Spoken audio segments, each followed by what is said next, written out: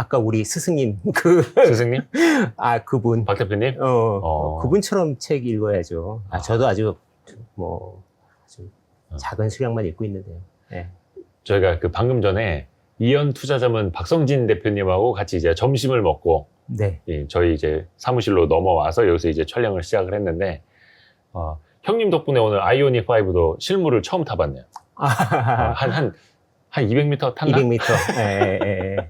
주차하는 것만 같이. 네. 차 좋던데요? 네, 전기차의 매력이 있어요. 어. 그러니까 기본적으로 진동이 없고 모든 게 다 전자식으로 이루어지다 보니까 네. 컨트롤이 되게 안정적인 느낌이 들어요. 그리고 배터리가 차량 하부에 있죠. 장착이 네. 되니까 되게 무겁잖아요. 네. 지금 아이오닉이 2톤이 넘어요. 저 차가요? 예, 그 전에 샀던 엄청 무겁네. SUV가 1.5톤 정도 되거든요. 네네네. 그러면 500kg나 더 무겁잖아요. 엔진이 없는데도 다 배터리 무게가 하방에 다 쏠려 있잖아요. 네, 그러니까 차량의 주행 안정성, 코너링 이런 것들이 되게 좋죠. 그것도 대구에서 몰고 오신 거잖아요. 네. 자율주행으로. 자율주행으로 네, 확실히 좀 편해졌습니다. 차선 정도 맞춰주는. 네, 그렇죠. 네, 차선 맞추고 테슬라하고 물론 테슬라가 자율주행이 훨씬 더 앞서 있지만 현대차 자율주행이 하나 좋은 게 네. 속도 감지, 속도를 위반하면 안 되지만 예를 들어서 고속도로 100km짜리를 110km로 세팅을 한다고 치면 네. 카메라 앞에서 100km로 줄였다가 그래요? 네. 똑똑하네. 네, 내비게이션 연동 자율주행. 똑똑하네. 됩니다. 근데 아직 시내에서는 자율주행 안 되잖아요. 테슬라처럼 되지는 않잖아요. 시내에서는. 그건 아직 좀 그건 시간이 아직. 많이 걸리죠. 근데 이제 그 부분도 음. 제가 보기에는 자율주행을 아직 메이커들이 나 정말 자율주행이 돼 라고 공언할 수 있는 단계가 그쵸. 시간이 많이 걸린다. 그 부분은 보험 때문일 거다. 그러니까 자율주행 나만 믿으세요라고 네. 제조사가 말하는 순간 네. 자동차 사고의 보험 청구가 네네. 제조사로 될 확률이 높잖아요. 네네네. 지금은 개개인한테 가는데. 네. 그래서 그 부분이 천문학적으로 될 수 있어서 그 부분의 보험을 처리하지 않는 이상 대놓고 내가 완벽한 자율주행이 됐다라고 공언하기는 쉽지 않고 아름아름 지금처럼. 그 제도가 같이 이제 완비가 돼야 되는 네, 거니까. 네, 그럴 것 같습니다. 그래서 오늘 누구랑 이렇게 전기차 얘기를 하고 있나 아마 이제 많은 분들은 궁금해하실 수가 있는데 네. 오늘은 대구에서 온 남자, 대구에서 아이오닉 5 타고 온 남자 우리 임순기 형님을 제가 모셨습니다. 제가 그 라이브 할 때도 그렇고 제 주변에 찐 고수가 있다. 네. 기업 분석을 정말 디테일하게 깊이 있게 잘 들어가시는 분이 있다. 사실 몇 번 이렇게 넌지시 이야기한 적이 있거든요. 네. 그분이 이분입니다. 반갑습니다. 우리 임순기 형님. 필명이 리스크입니다. 아니, 왜 필명을 리스크라고 지으신 거예요? 2002년도인가요? 2003년도가 피터 번스타인의 리스크라는 책이 있어요. 네네네. 그러니까 그 리스크는 어떤 책이냐면 우리가 살아가면서 리스크가 얼마나 있고 그걸 어떻게 회피해야 되는가에 관련된 그런 역사책이에요. 그러니까 과거부터 우리는 수학적으로 정량적으로 리스크를 해지하는 방법에 대해서 계속 고민을 해왔어요. 네. 근데 제가 주식 투자를 하면서 가장 이 주식이 보통 리스크가 크다고 얘기하잖아요. 네. 리스크, 하이 리턴, 하이 리스크 이렇게 하이 리스크, 하이 리턴. 네, 하이 리스크, 그렇게 하이 리턴. 얘기하는데 네. 그러면 저의 목표는 이거죠.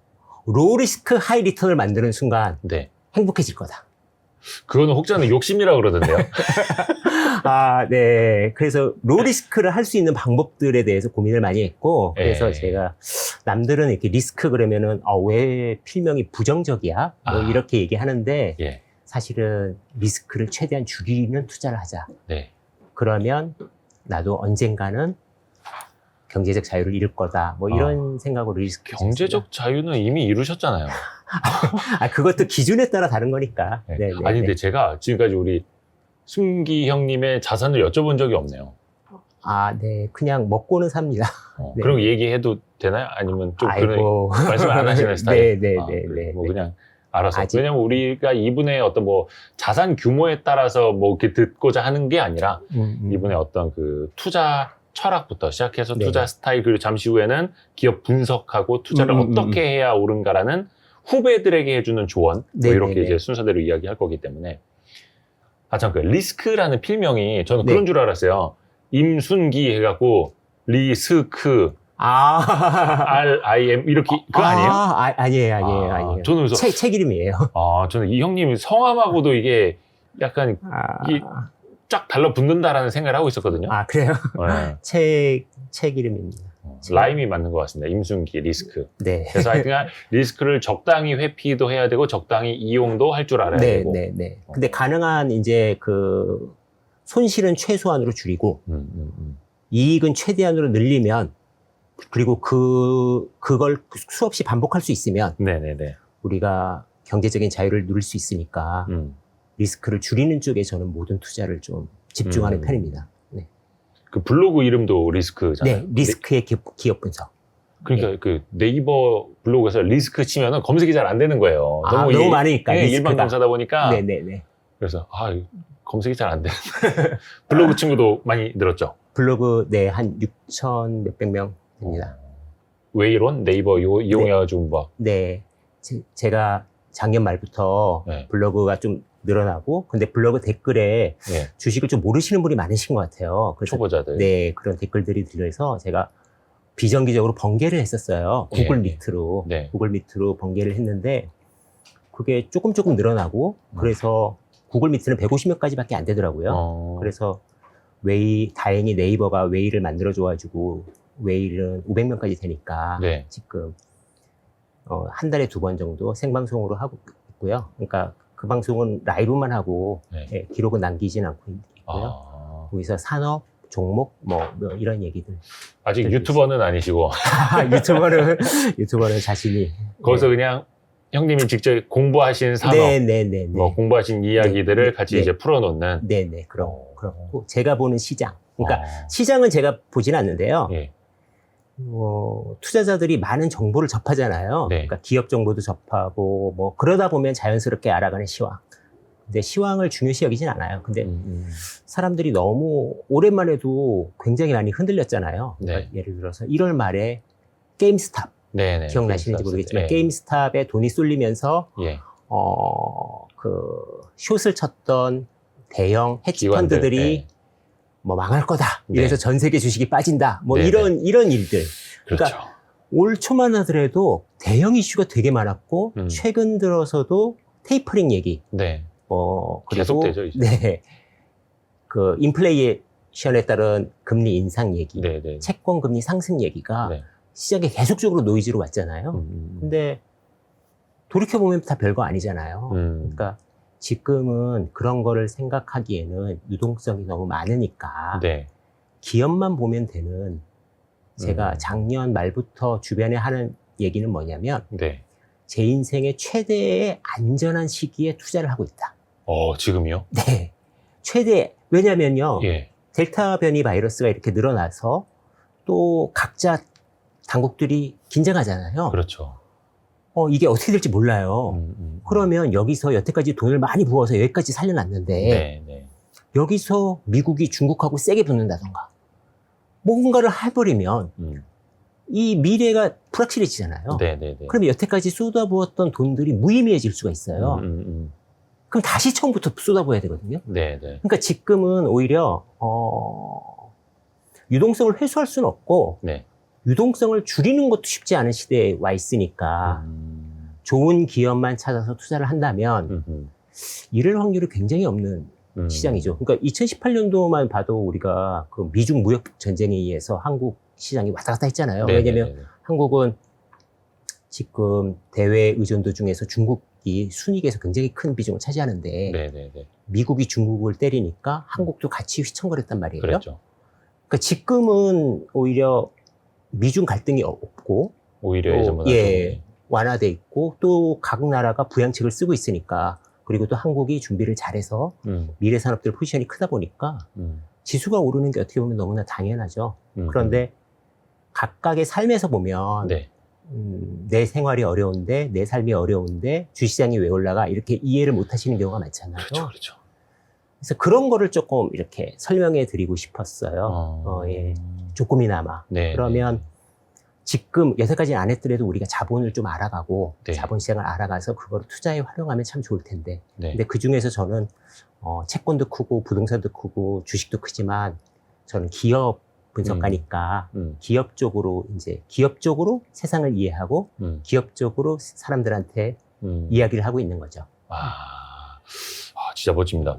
그래서 사실은 좀 뭐 후학이라고 너무 거창하게 표현하면 좀 부러우실 수도 있으니까 그래서 다른 이제 초보 투자자분들한테 좀 도움을 주시려는. 그걸 또 뭐 상업적으로 이용하시는 것도 아니고. 제가 운영사를 하는 것도 아니고. 그러니까 고객 모집할 필요도 없고. 또 뭘까요? 뭐 유튜브에서 광고, 뭐 사실 유튜브 한다고 돈 되는 것도 아니지만. 그쵸. 뭐 그런 것도 아니고 그냥 정보 공개를 통해서 제가 하는 다양한 투자 방법 중에서. 제가 하는 투자의 방법이 제 생각에는 확률이 높은 게임이다. 그러면 이거를 좀 반복할 수만 있다면 괜찮을 텐데. 그리고 이런 방법들이 저도 이제 내년부터 더 도입하려고 하는데 해외 쪽으로 도입을 할 수 있으니까요. 결국은 본질은 같으니까요. 그거를 한국에서 하느냐 해외에서 하느냐 이 문제니까요. 그래서 지금 조금씩 해외 비중을 자산의 한 1% 정도 아예 안 하다가 미국 비중을 좀 올렸고 장기적으로는 좀 한 30-40%까지 올릴 생각 갖고 있습니다. 보니까 형님이 그 자산 배분이라고 해야 되나요? 어차피 이제 거의 주식이기는 한데 주식이죠. 그 비중을 뭐 종목별로도 그렇고 산업별로도 그렇고 방금 이제 말씀한 해외 주식 같은 경우에도 굉장히 디테일하게 조절하시던데요. 거의 무슨 뭐 펀드에서 비중 조절하듯이. 제가 그러니까 산업 부분별로 비중이 나눠져 있긴 한데 막 의도적으로 막 로지컬하게 하진 않고요. 각 산업에서 지금 이게 충분히 좋은 회사들이 있잖아요. 그러니까 몇 개 회사에 투자하기에는 리스크에 노출이 되니까 종목들을 좀 많이 찾다 보니까 이쪽 산업에도 하나 있고 저쪽 산업에도 하나 있고 뭐 이렇게 되고 또 아무래도 현금 흐름이 없다 보니까 전업 투자자시니까 그러니까 좀 배당도 일부 좀 신경을 쓰고 있고 뭐 이렇게 하다 보니까 된 거지 처음부터 그러진 않았습니다. 처음부터 저 역시도 그 자산이 되게 작을 때 뭐 지금도 크진 않지만 5개 종목 이내로 했었고요. 지금은 한 30여 개, 한 40개 좀 안 되죠. 30-40개 정도? 지금 근데 형님은 처음에 주식 투자를 시작하신 게 언제쯤이었던가요? 주식 투자는 저희 와이프가 먼저 했어요. 2004년도 정도에. 그러다가 제가 본격적으로 제가 이제 사업하던 것들이 잘 안 되면서 이쪽으로 들어온 게 2010년입니다. 그러니까 본격적으로 한 건 전업은 아니었을 거고 2010년에 전업이고 그 금융위기 때까지는 사업을 했었죠. 그러니까 리먼 사태 때까지는. 그러면 그 전에 막 주식 투자를 막 깊이 있게 하셨던 것도 아니고 거의 깊이 있게 시작한 거를 전업으로 한 거는 2009년, 2010년. 근데 그게 뭐 어떤 자발적인 전업 투자자는 아니고 자발적이 아니었습니다. 사업이 좀 안 되시면서 비자발적 전업이었습니다. 이거 되게 가슴 아픈 얘기인데 자꾸 실패의 담을 듣고 싶지. 뭐 다들 실패하고 성공하고 반복하는 거 아닌가요? 근데 약간 사업적으로는 좀 잘 안 좋았어요. 안 맞았었어요, 좀? 뭐 초창기에 제가 이제 30살에 LG에서 나와서 LG 다니셨다가 결혼하기 전에 이렇게 LG 나와서 막 그때는 어느 정도 됐다가 또 안 됐다가를 계속 반복했는데 결국은 긴 97년도에 제가 나왔으니까 97년에 나오셨다고요? 97년도에 제가 30살에 나왔거든요. 그래서 30살에 LG 퇴사를? IMF 직전에? 직전에. 그러니까 5년, 회사 5년만 딱 다니고 관뒀어요. 그래서 돈 벌고 싶어가지고 나왔는데. 그때도 사업을 하셨고 또 약간 좀 뭐 아이템 변경을 하시면서 하시다가 결국에는 글로벌 금융위기 때 아예 그냥 다 접고 그래서 2009년도부터 뭘 할까 고민을 굉장히 많이 하고 그 중에서 이제 주식 계좌는 그래도 복리로 조금씩 금액은 작지만 늘고 있었어요. 그래서 주식을 한번 본격적으로 해보자. 그래서 2010년도부터 시작했습니다. 그럼 그때 어떻게 시드머니가 좀 있었을 텐가요? 그러니까 그때 시드머니가 이제 제가 1,500만 원으로 2006년도에 1,500만 원을 한 게 한 5,500이 됐었고 2006년에 1,500으로 시작해서 그게 5,000이 됐었는데 2010년쯤에 집사람이 또 한 1억을 제 통장에 넣어줬어요. 와, 형수님. 그게 그걸로 이렇게 네. 여기까지 왔습니다. 아, 그거를 이제 네. 시드 삼아서 한 1억 5천 정도로 해서 네. 2010년부터 얼추 그러면 전업으로 한 12년 이렇게 네. 하신 거네요. 12년. 이야. 근데 이제 아까도 말씀하셨는데 전업 투자자로서는 이제 그 현금 흐름이 이제 없으니까 유입이 되는 게 없으니까 그러면 그거는 이제 형수님이 네. 경제활동을 하시는 걸로 네, 같이 하면서 집사람이 경제활동을 꽤 오래 했었죠. 네. 왜냐면 요거 보시는 분들은 그럼 나도 그냥 전업 투자 할 수 있는 거 아니에요? 이렇게 생각하시는 분들 많거든요. 요즘에 또 막 경제적 자유, 전업 투자자 이런 네. 쪽에 대한 게 로망이 너무 세다 보니까 초창기 한 3, 4년은 정말 집사람의 도움이 중요했죠. 네, 그리고 어느 정도 2015년 이후에는 뭐 그게 되게 고마운 돈인데 그게 예. 뭐 그것보다는 주식으로 움직인 돈이 더 크니까. 네. 언제부터 잘 되신 거예요? 언제부터? 언제부터요? 네. 딱 계기가 있었을 거 아니야, 막. 2010년도 빼고는 좀, 네. 2010년도에 처음 시작했을 때는 잘 안 됐고요. 네. 2011년도부터 2015년도까지 되게 잘 됐고 또 2014년 말부터 제가 몸이 안 좋아져서 좀 투자도 느슨하게 하고 뭐 그런 여러 가지 계기들이 있었어요. 그래서 한 3년 정도 좀 고생했고 네, 다시 2019년도부터 또 포트폴리오 짜서 다시 한 거죠. 그러니까 제가 투자가 많이 변경이 됐어요. 그러니까 스타일이요? 스타일이요. 네. 그러니까 2015년도까지는 숫자에 기반한 예. 완전 숫자 투자. 그러니까 퍼가 몇이야, PBR이 몇이야, 배당 수익이 몇이야. 그리고 제가 그 당시도 제일 잘했던 게 다음 분기 실적을 예측하는 거. 네. 그러니까 계산해서 예. 네, 하는 거. 그런 거를 통해서 수익이 났는데 2015년도부터는 유동성이 풍부해지고 막 바이오 올라갔고 그때거든요. 네네. 네, 그러면서 제 투자하고 좀 괴리가 생기더라고요. 그래서 좀 고전했었고, 근데 그때도 공부는 굉장히 많이 했었어요. 기업 공부는. 그래서 1년에 한 몇백 개씩, 하루에 한 두세 개씩은 사업 보고서 계속 보거든요. 네네. 그래서 그거 정리해 놓은 걸 기반으로 2019년 말부터 포트폴리오 짜서, 네, 쭉쭉쭉 하고 있는데, 그러니까 저는 이제 완벽하게 가치 투자에서 시작해서 네. 지금은 좀 하이브리드 투자라고 해야 할까? 그러니까 하이브리드. 예. 요새 책으로 보면 네. 내러티브 앤 넘버스. 네네. 그러니까 과거엔 넘버스 중심이었는데 네. 지금은 내러티브 투자도 겸하고 있습니다. 그러니까 그렇다 그래서 넘버스를 중요시 여기진 않는 건 아니고요. 네. 내러티브와 넘버스를 어떻게 좋아하느냐. 여기에. 맞아요. 우리 저기 임순기 형님이 정말 자주 쓰시는 말씀입니다. 내러티브와 넘버스. 네. 저도 좀 많이 인용하고 있는데. 네. 확실히 요즘에 이제 유동성도 많고, 네. 그리고 또 이제 4차 산업 시대고, 네. 뭐 원래 이제 주식이라는 게 또 꿈을 담고 있어야 되는 네. 거긴 한데, 그러다 네. 보니까 더더욱이 과거의 넘버스 네. 보다는 네. 정성적인 거, 그 다음에 기대치가 담겨 있는 내러티브 이렇게 또 많이 가는 것 같아요. 흐름이. 네. 그러니까 처음에는 이해하기가 어려운 게 이런 거예요. 어떤 회사, 그러니까 A라는 회사도 100억을 벌고 네. B라는 회사도 100억을 버는데 네. 어떤 회사 시총은 500억이고 어떤 회사 시총은 5천억일 수도 있잖아요. 네. 하다못해 100억을 안 벌고 마이너스 100억이 돼도 그렇죠. 뭐 1조가 갈 수도 있잖아요. 네. 그러니까 돈이 다르다는 거죠. 돈이. 근데 돈이 왜 다르냐라고 한다면 이런 거 제가 생각하기로는 이런 겁니다. 그러니까 제가 어렸을 때는 정말 중요한 게 석유, 쌀 뭐 이런 거였다면 맞아요. 예. 지금 그것들은 가격이 그렇게 안 올랐어요. 그렇죠. 예, 진짜 중요했던 것들은 가격이 안 올랐고 중요하지 않았던 게 올랐다는 거죠. 그러니까 나이키 신발도 보면 지금도 인터넷 쇼핑몰에 25,000원짜리 팔아요. 25,000원, 30,000원짜리 팔거든요. 네. 과거에 아주 어렸을 때 제가 신던 그 정도 네. 신발이 예. 그 정도 가격에 팔아요. 네, 그때 네. 그 가격에.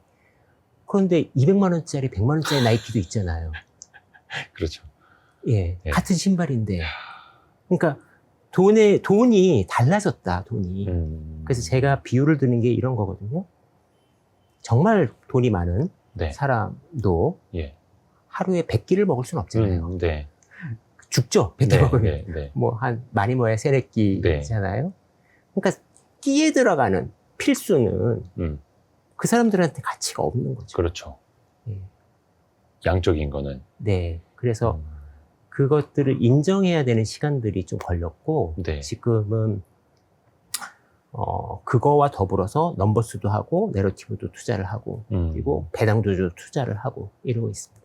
그게 이제 본인만의 스타일을 그렇게 해서 이제 정립을 하신 거고, 네. 그렇게 하는데 이제 몇 번의 이제 시행착오도 계속 있으셨을 있죠. 거고. 네네. 지금도 시행착오를 계속합니다. 그러니까 완벽하게 제 투자 기법이 마스터가 된 게 아니기 때문에. 그건 뭐 누구나 다 마찬가지죠. 네. 예. 그래서 오늘 잘못했던 거, 네. 또 선입견에 사로잡혀서 투자 안 했던 거. 아. 오늘도 이제 저랑 같이 투자 동료하고도 이제 자아 비판을 많이 하고 왔는데요.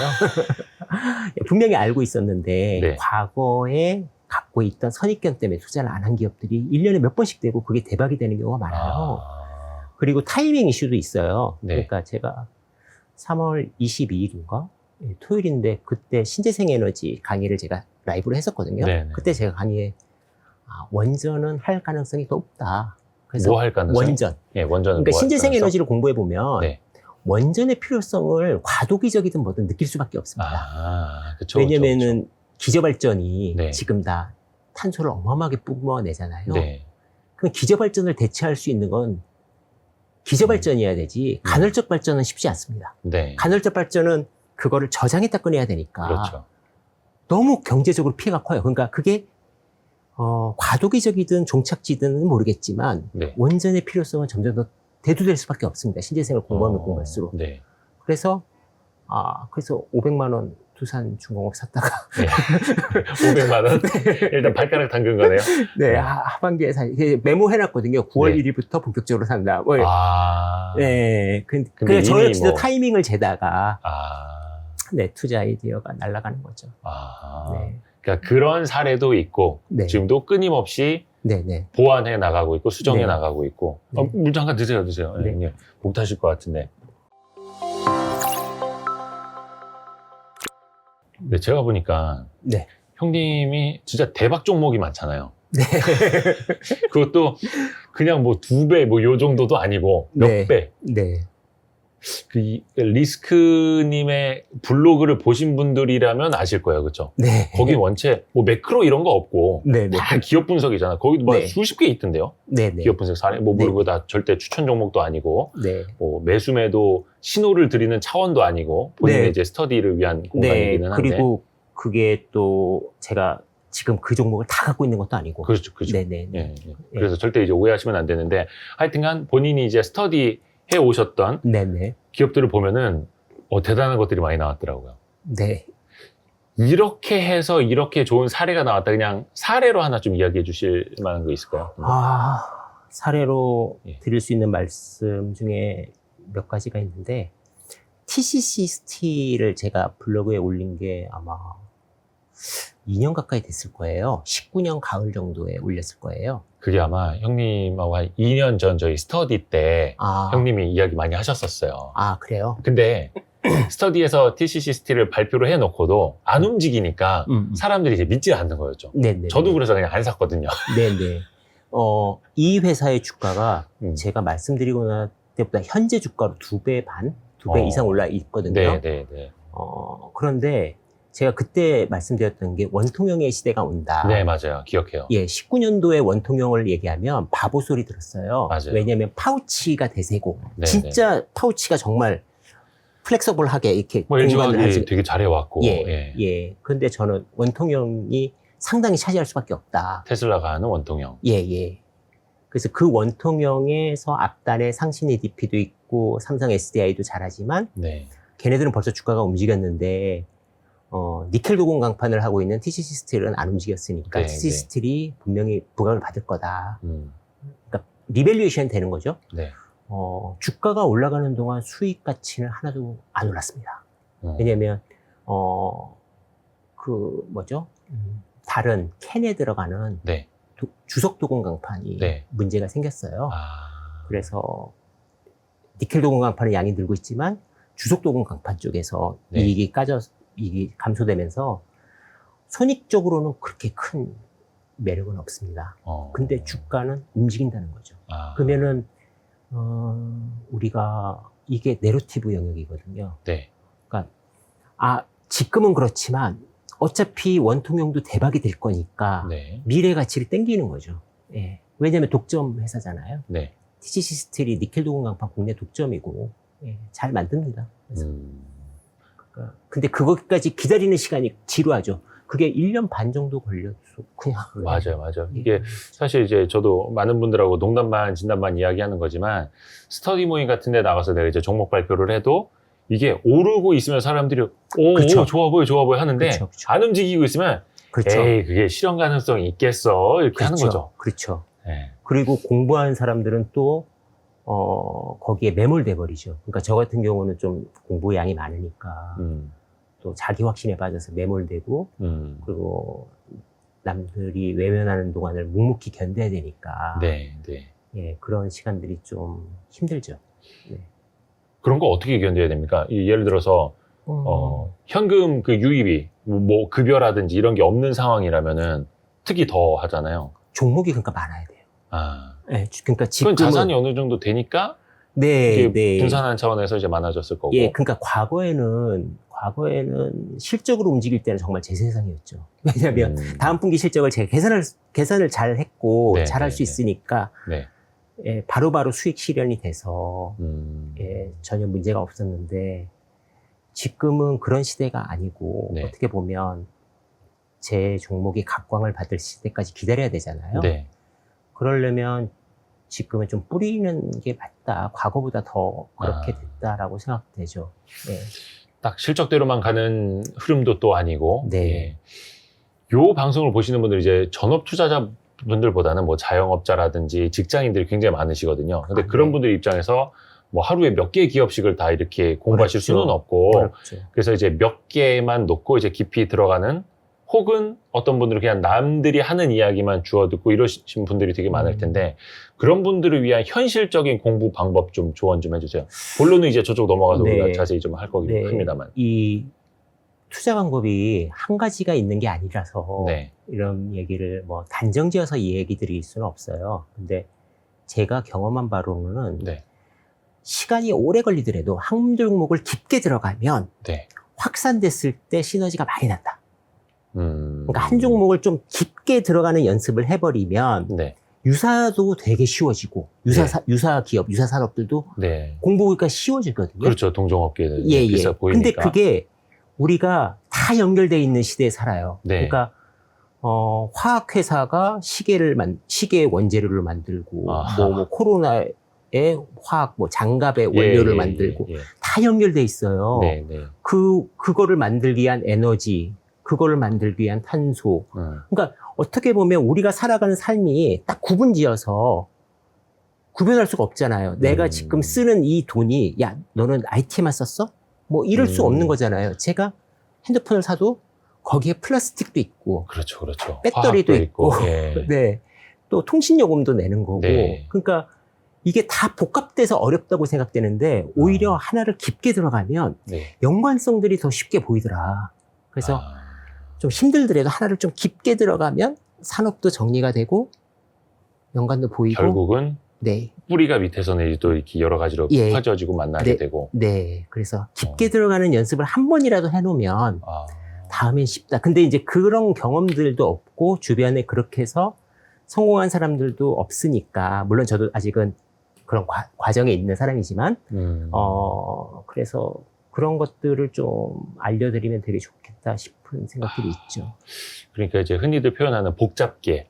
네. 복잡계 안에서는 투자하는 게 더 힘들어진 것 아니냐. 근데 완전 역설적이게도 일단은 개별 기업부터 깊이 들어가다 보면 네. 그게 이제 트이게 된다.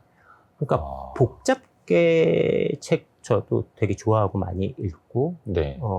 그리고 우리가 양자역학 책도 제가 2019년도에 목표가 제가 양자역학 이해하기였다고 스터디에서 네, 맞아요. 예, 얘기했는데 투자자가 무슨 양자역학이야. 근데 이게 다 확률적인 거예요. 그러니까 확률 기반에서 투자를 하는 겁니다. 확률에 기반한 투자? 예. 그러니까 확률이 높은 데에서 비중을 약간 더 올리고 확률이 낮은 데 업사이드가 크면 비중을 조금 줄이고 네. 이런 확률을 자기가 계산하기 시작하면 그런 정도만 되면 이제 투자가 굉장히 심플해지죠. 그 확률이 계산된다라는 거는 그걸 알아야 되는 거예요. 그러니까 네. 예를 들어서 제가 커피숍을 하고 있어요. 커피숍에 로스팅을 직접 한다고 가정해봐요. 네. 그러면은 어느 나라 원두를 네. 얼마에 사야지 싼지를 알잖아요. 네. 근데 1,000원에 팔던 걸 900원에 팔아요. 옆에서. 네. 그러면은 무리해서 다음 달 것까지 살 필요는 없잖아요. 네. 재고가 나니까. 네. 근데 1,000원짜리를 100원에 팔어. 만약에 그거 발견했어. 네. 품질 괜찮아. 그러면 무조건 딱 사가지고 그렇죠. 500원에 옆집에 다 네. 팔아버리면 되잖아요. 네. 가치를 안다라는 게 그런 거죠. 확률이 계산이 되는 거예요. 그러니까 확률이 계산이 되기 시작하면 투자가 편해지죠. 네. 그러니까 깊게 알면 확률이 계산이 된다. 네.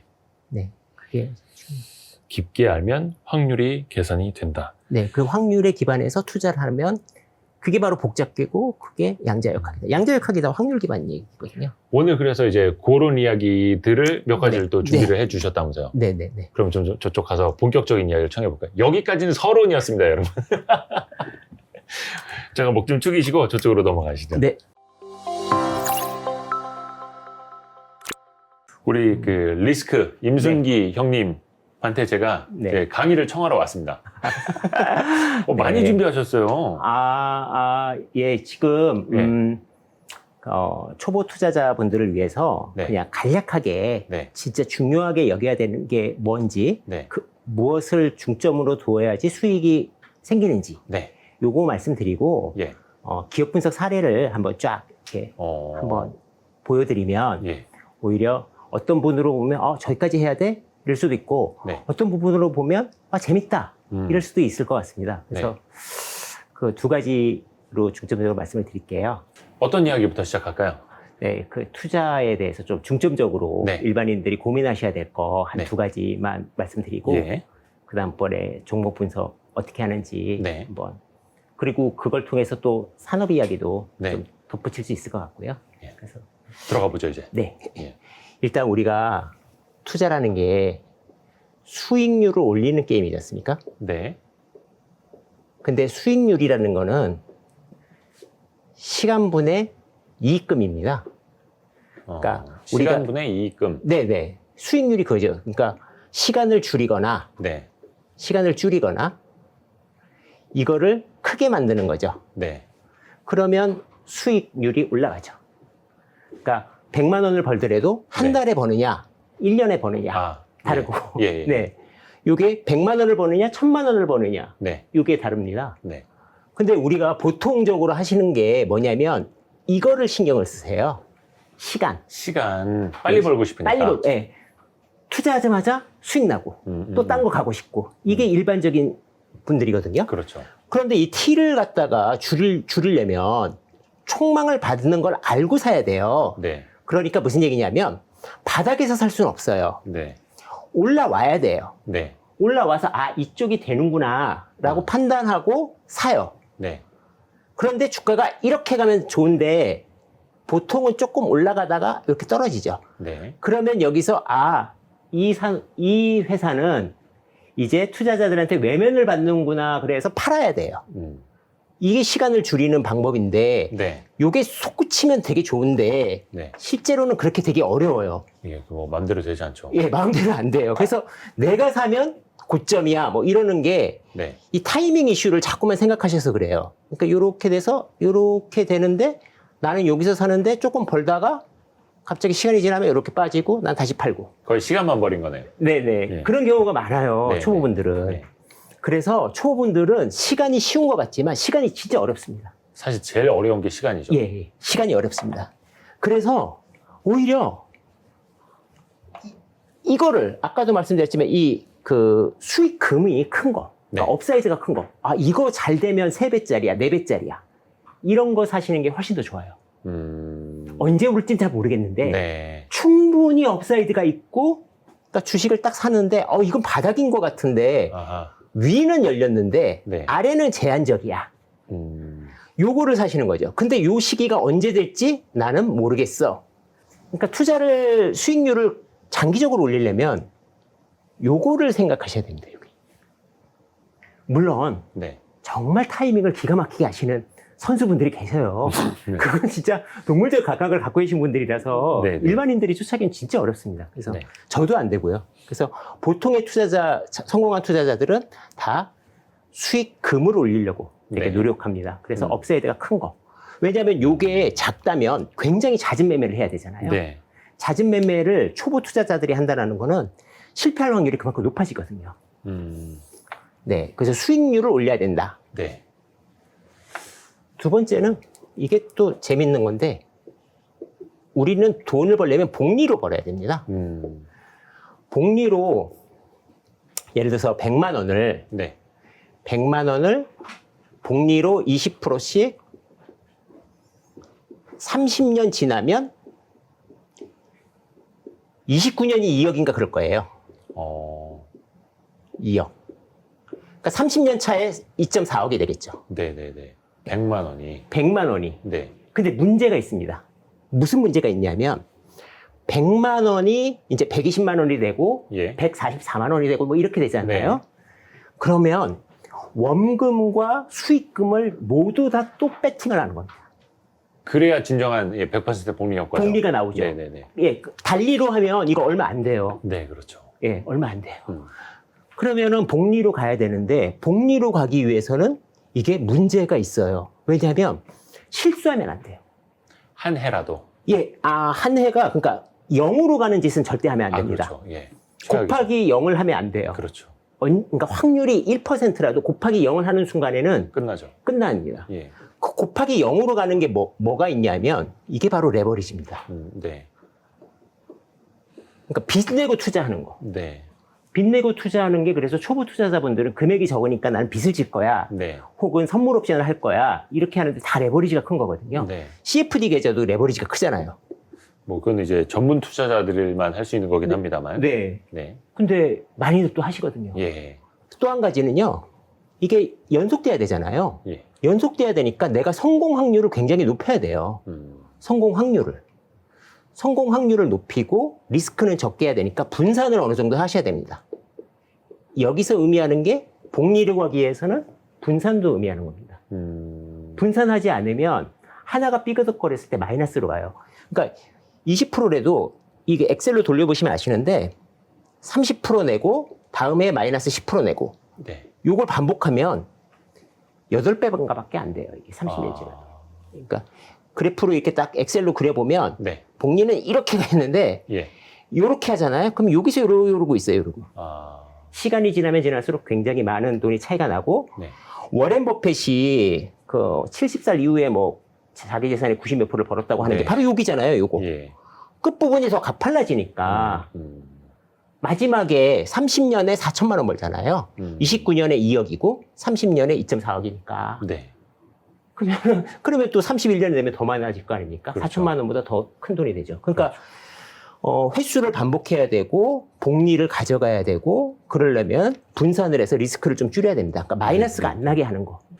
수익률, 업사이드가 많은 것들부터 네. 접근을 해야 된다. 그리고 복리 효과, 잃지 않는 것이 중요하다. 네네. 특히 그게 제로가 되면 절대 안 된다. 까지 네네. 이야기를 해주셨고. 네. 예. 그 다음번에 주식 투자가 운이라는 부분. 네. 네. 좀 자켓 좀 벗을게요. 아, 네네네. 도우시죠. 네. 우리 형님이 열정적으로 해주셔가지고. 위쪽에다, 예. 네. 걸쳐 놓으셔도 됩니다. 예. 이렇게 돼요? 네네네. 네네.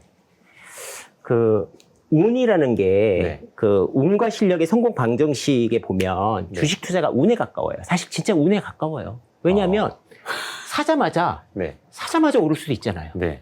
그죠? 네. 포지션 다 정했는데 오를 수도 있고, 사는 중간에 올라버리면 이익금이 주니까 네. 좋지 않죠. 네. 그래서 운이 많습니다. 운이 많은데, 운과 실력의 성공 방정식에 보면 이렇게 나오죠. 운은 마이너스 4에서 4까지다. 그게 무슨 의미예요? 그러니까 이게 마이너스 4에서 4면 4는 운이 좋은 거고 마이너스 4는 불운이에요. 네. 불운의 최대 강도 이렇게 돼 있는데 네. 실력이 예. 여기서 마이너스 3에서 3까지예요. 그 무슨 얘기냐면 네. 운도 좋고 실력도 좋아. 그럼 7. 운도 나쁘고 실력도 나빠. 그럼 마이너스 7. 네. 그러니까 마이너스 7에서 7까지를 하는데 네. 운이라는 게 내가 컨트롤할 수가 없잖아요. 네, 마이너스 4에서 4인데. 네. 근데 실력을 3으로 키우면 네. 내 움직임은 마이너스 1에서 7까지라는 거죠. 아. 손실이 적어져요. 네네네. 그러니까 운이 되게 중요한 영역인데 주식 투자는 그럼에도 실력이 의미가 있는 건 이겁니다. 그래서 실력이 3밖에 안 되지만 그걸 최대치로 딱 올려놓으면 불운할 때가 그렇게 인생에서 계속 있는 건 아니잖아요. 네네네. 하지만 대운이 들어왔을 때 탁탁 치고 가서 복리를 착착 할 수 있죠. 네. 결국 운을 말씀해 주셨지만 그걸 이겨내는 건 실력이다. 네네네네. 그리고 그게 결국은 충분히 발현될 수 있을 정도로 시간을 갖고서 우리가 투자를 하면 된다. 그러니까 시간이 되게 중요하죠. 그래서 짧은 시간 투자하지 않고 긴 시간 내에. 그러니까 오늘 주식 투자를 시작했는데 2년 안에 나는 경제적 자유를 이루겠어. 급해지죠. 어렵잖아요. 급해지죠. 예, 어렵잖아요. 예. 그래서 시간에 대한 이야기부터 1번으로 꼽아주신 이야기가 딱 거기 있는 거네요. 네네. 시간을 너무 생각하지 마시고 크기를 생각하시고 이 충분히 투자를 오래 하시면 다 부자가 되는데 금액이 커지면 커질수록 실력을 갖다 조금씩 올려셔라. 금액이 작을 때는 쉬워요. 100만 원으로 100만 원 벌기는 쉬울 수도 있어요. 근데 1억으로 1억 벌기, 10억으로 10억 벌기가 점점 어려워져요. 그렇죠. 왜냐하면 100만 원으로 100만 원은 한 종목 내가 정말 이거 좋은 정보가 있어. 딱 사서 딱 하면 한 틱 안에서 사고 팔잖아요. 근데 그 종목을 갖다 그게 시총이 뭐 500억짜리야. 근데 10억을 사봐. 내가 5% 올리고 마이너스 5% 치고 그러잖아요. 그러니까 금액이 커지는 게 사람들이 잘못하는 게 쉽다고 생각하는 거거든요. 돈 벌기가. 근데 주식 투자에서는 에너지가 더 많이 들어서 금액이 커지면 힘들어요. 그렇죠. 예. 그래서 우리 아까 점심 같이 먹은 그 자문사 대표도 클로징 했다라고 하신 게 그거거든요. 차라리 지금 이 클로징 한 거를 10배로 키워보겠다 이런 말씀 하셨잖아요. 그게 오히려 정말 맞는 거죠.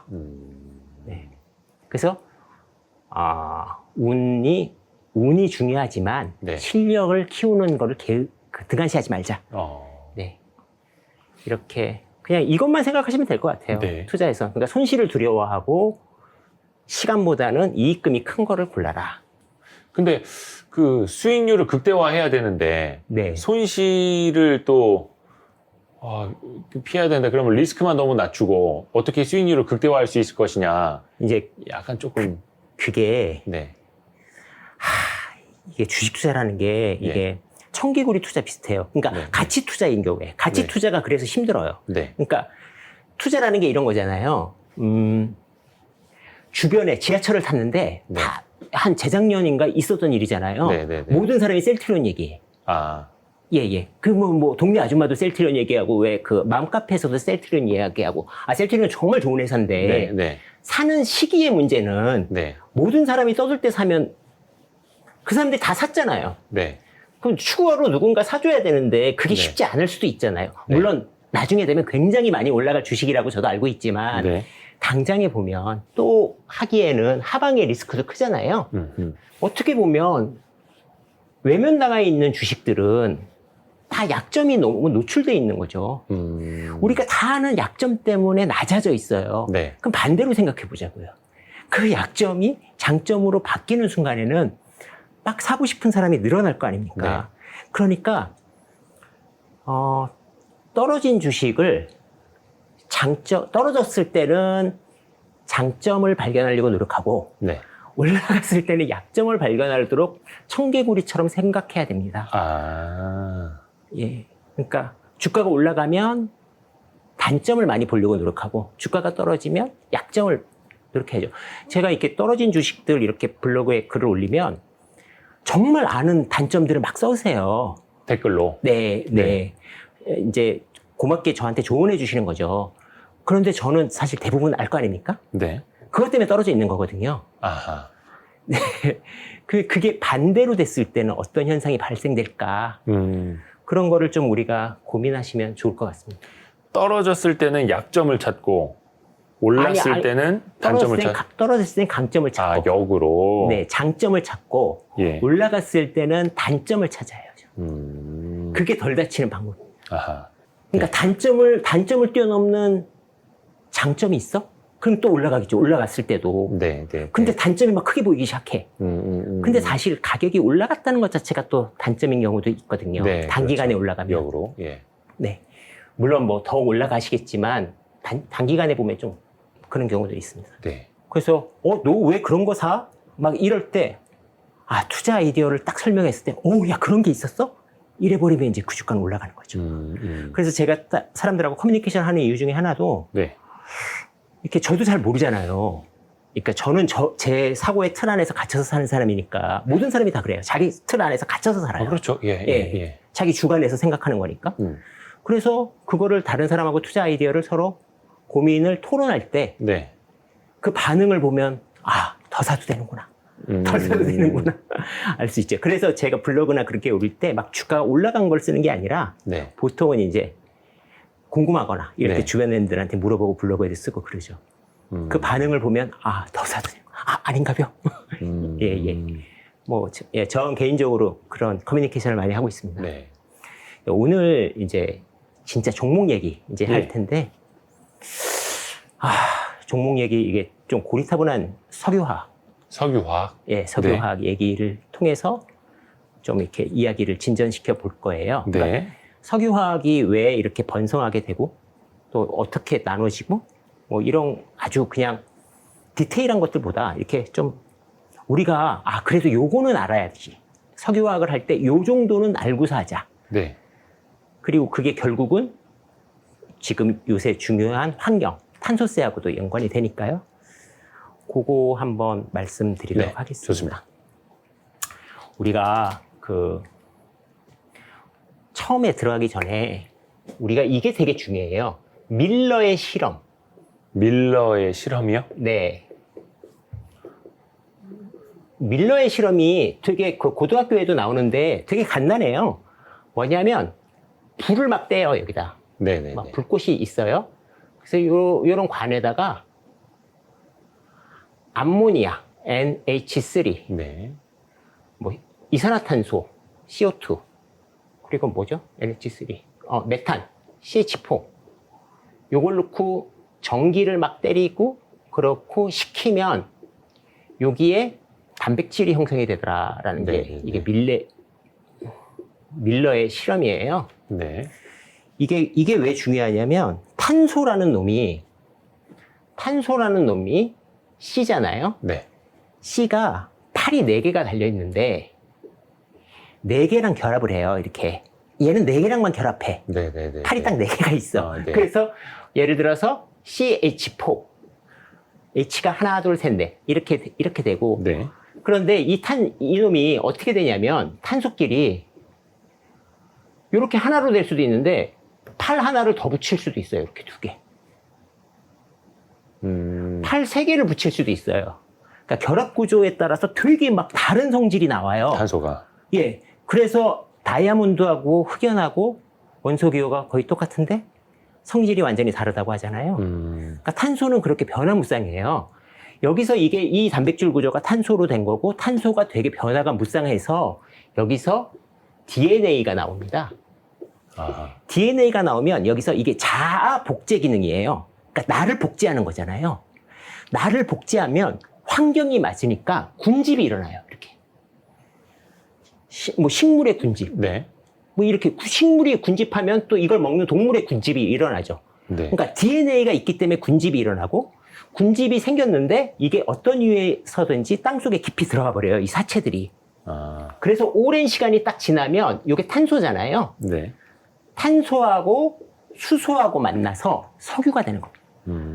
탄화수소. 그래서 우리를 이걸 탄화수소라고 불러요. 이게 석유의 원리입니다. 네. 그러면은 얘네들이 탄소는 어디서 나왔냐면 처음에 광합성에서 나와서 이 CO2를 먹은 거란 말이에요. 공기 중에 있는 이산화탄소를 다 먹어서 고체화 됐는데 그걸 지금 우리가 막 떼가지고 다시 기체화 시키니까 지구온난화가 생기는 거죠. 그래서 CO2가 C를 떼우니까 CO2가 늘어나는 거고 물론 CO2뿐만 아니라 뭐 일산화탄소도 늘고 이 CO도 있고 CO2도 있잖아요. 요게 네네네. 결합 구조가 다르니까 오랑도 여러 가지 산소가 얼마나 붙느냐에 따라서. 네네. 그래서 이 결합 구조가 되게 다르고 변화가 무쌍하다. 여기서 시작하면 됩니다. 그러니까 군집이 된 유기물의 덩어리들이 석유나 석탄이 되는 거예요. 네. 그러면 우리가 이제 석유를 발견했어요. 석유를 발견하고 나면 우리가 얘를 어떻게 하냐면 처음에는 정유라는 시설을 해요. 네. 정유라는 거는 큰 보일러예요. 제가 이렇게 하나 그리면 석유를 넣고 네. 막 불을 막 뗍니다. 그러면 뜨거워지잖아요. 네. 그러면 제일 먼저 나오는 게 가스. 제일 가벼운 것들. 예, 가스가 제일 먼저 나옵니다. 네. 가스 중에서도 우리가 메탄가스. 네. C3H8. 예, 요거 나중에 다시, 이거 되게 재밌어요. 요거 아셔야 됩니다. 네. C3H8로 또 뭘 하는지. 그 다음번에 휘발유. 그 다음번에 나프타. 네. 그 다음번에 등유. 항공유. 경유. 네. 그 다음에 벙커CU. 벙커CU 거의 막 끈적끈적한. 예. 예. 그런데 이거 못되게 지금 그렇죠. 선박용으로 써가지고. 벙커CU 제일 많이 쓰는 게 이제 선박들. 선박들. 예. 옛날에는 발전소도 많이 썼어요. 아, 네, 네, 네. 근데 이게 어마어마하게 끈적거려요. 그러니까 맞아요. 기름이 아니라 막 그냥 젤리 같아요. 거의 해양에서 유출 사고 나면 난리가 나는. 네네네. 네. 그게 지금 못 쓰게 하는 거죠. 네. 그러고 나면 맨 마지막에 아스팔트. 우리나라가 정유 잘하잖아요. 네. 이렇게 남는 거 요 두 개를 다시 돌려서 위에 걸 더 많이 뽑아내는 게 고도화 설비.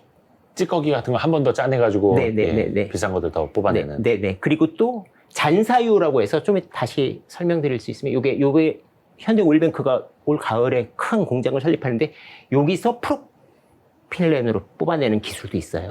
그거 좀 이따 다시 말씀드릴게요. 네. 그런데 여기서 우리가 보면 다 얘네들은 태워요.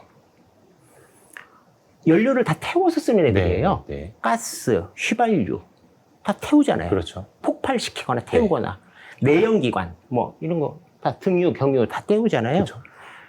나프타만 우리가 화학 공정으로 써요. 한 번 더 가공을 해서. 네. 그러면 얘가 나프타가 뭐냐면 얘가 탄화수소인데 나프타는 탄소가 되게 한 개 뭐 15개 막 이렇게 되게 많은 거예요. 네.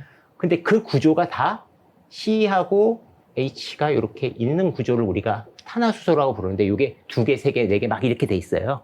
이제 이 나프타를 우리가 되게 여러 개잖아요. C1도 있고 C2도 있고 C3도 있고 되게 여러 개잖아요. 네. 이거를 재조합하는 겁니다. 재조합하려면 어떻게 해요? 가열해. 가열하면 C와 H가 막 구분이 일어날 거 아닙니까? 네. 급냉시켜. 그러니까 이 구조는 나프타는 이거는 뭐 그냥 참고로 보시면 가열, 급냉, 그리고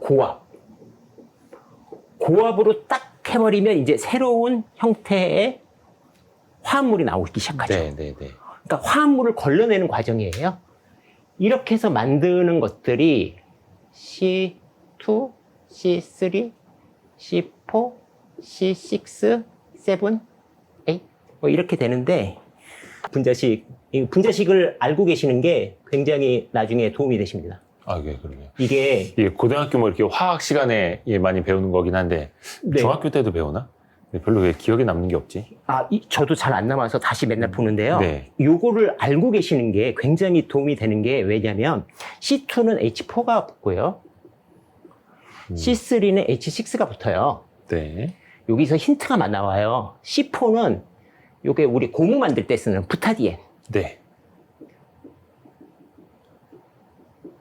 C4는 벤젠, 톨루엔, 자일렌. 예, 요거는 뭐 뒤에 H가 많이 붙는데 그거는 중요한 게 아니고요. 요걸 쓴 게 요거 때문에 썼어요, 제가. 요게 지금 보면 에틸렌, 프로필렌, 요걸 에틸렌이라고 부르고 프로필렌이라고 불러요. 네. 어렵죠? 이거 외울 필요 슬슬 없습니다. 어려워집니다. 이거 외울 필요 없습니다. 이거 그 석유화학협회 가면 네. 딱 있어요. 예, 맞아요. 그러니까 원리만 아시고 네.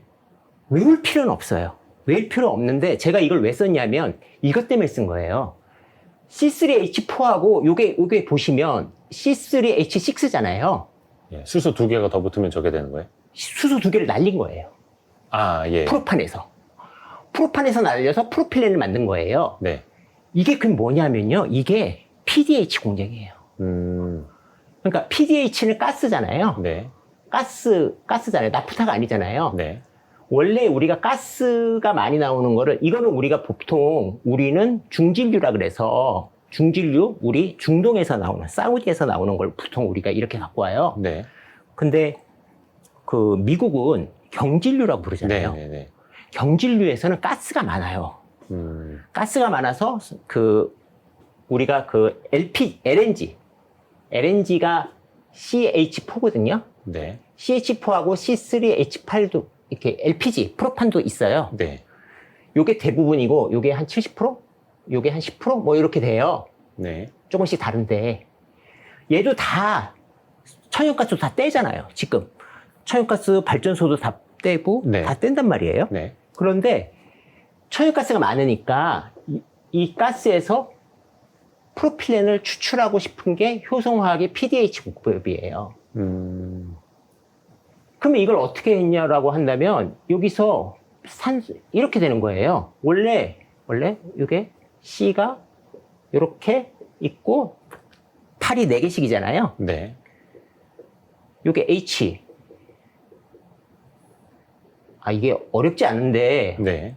그냥 설명만 들으세요. 외울 필요는 없어요. 이렇게 되는 게 H가 8개란 말이에요. 2개를 날리는 거예요. 2개를. 어떻게 날려? 요렇게 날려. 그리고 얘를 요렇게 해주는 거야. 팔은 4개잖아. 네네네. 팔은 4개니까 H는 6개가 되고 C3H6가 네.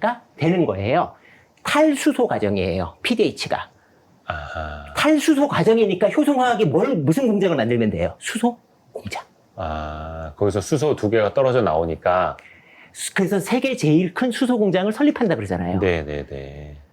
그러니까 제가 뭐 정확하게 모르지만 아마 네. 이 수소를 활용할 확률이 되게 높습니다. 그래서 효성화학이 세계의 PDH 공정이 효성화학이 3년 전부터 해가지고 굉장히 수익이 쫙 늘었잖아요. 네. 근데 아까 제가 경질류 얘기하고 중질류 얘기했잖아요. 이게 경질류, 중질류를 딱 아시면 좋은 게, 보시면 이게 에틸렌, 프로필렌, 부타디엔, BTX. 요게 여기로 가면 무거울 거 아니에요. 6니까. C가 많으면 무겁고 C가 가벼우면 가볍죠. 네. 요거까지는 쉬워요. 네네네. 그래서 NCC를 하면 중질류니까 위에보다는 아랫게 많이 나와요. 위가 적게 나와요. 네. 그러면은 가스에서는 이걸 에탄 ECC라고 하는데, 에탄 크랙 컴플렉스라고 하는데, 요거를 하면은 요게 많겠죠. 에틸렌. 요건 안 나와요. 무거워서. 가스는 가볍잖아요. 네. 그러니까 요게 안 나와. 요 밑에 게. 에틸렌이 많이 나와. 에틸렌의 대표적인 게 PE예요. 그래서 네. 우리가 스프레드를 하면 에틸렌과 PE. PE 갖고 또 뭘 만들죠? 네. 뭐 여기서도 PVC도 나와요. 스프레드는 이렇게 보는 거예요. 요거하고 요거 가격 차이. 요거하고 요거. 원재료와 판매할 수 있는 제품 가격. 예, 각각의 스프레드가 다 있는 거죠. 나프타와 에틸렌의 스프레드. 에틸렌과 PE의 스프레드. 네, 네. 그러니까 우리 화학에 보면 막 스프레드 많이 나오잖아요. 네, 네, 리포트 네. 보면. 네. 이게 다 간단합니다. 어떻게 보면. 각 나오는 거에 앞뒤와의 가격 차이. 스프레드가 벌어지면 뭐 이익이 많이 생기는 거니까.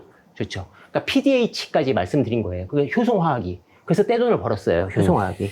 그래서 수소까지 하는 거예요. 그러니까 화학식을 쓰니까 그나마 얘네가 왜 수소를 하는지 이해가 되는. 제가 그래서 써드린 거예요. 네. 그런데 이제 재밌는 게 여기서 또 나오죠.